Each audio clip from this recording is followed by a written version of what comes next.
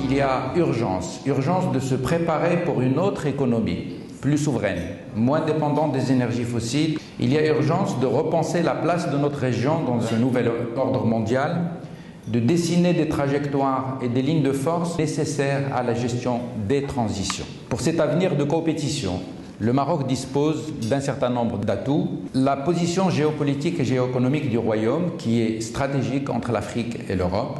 La stabilité politique du Maroc, sa résilience face aux ondes de choc, son modèle démocratique qui repose sur la Constitution de 2011. Sur le plan économique, le Maroc a une économie ouverte, confortée par un nouveau modèle de développement qui esquisse les grandes lignes du Maroc à l'horizon 2035.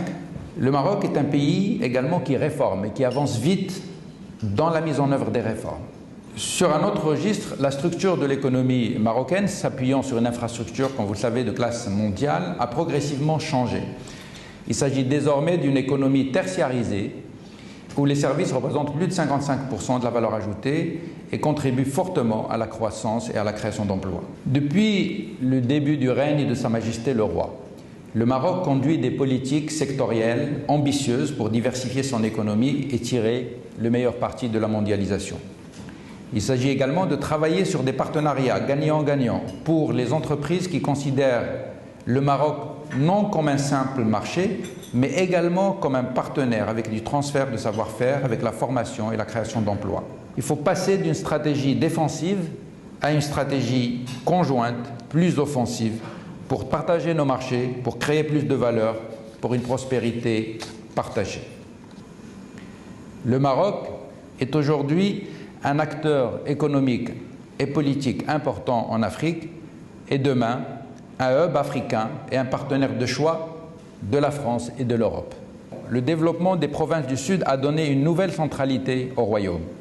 Le port de Dakhla Atlantique, futur hub régional, va dans quelques années repositionner toute la région sur les routes maritimes tout en assurant le développement économique, social et industriel de la région. Le Maroc a fait le choix de l'ancrage au marché européen et bénéficie du statut avancé.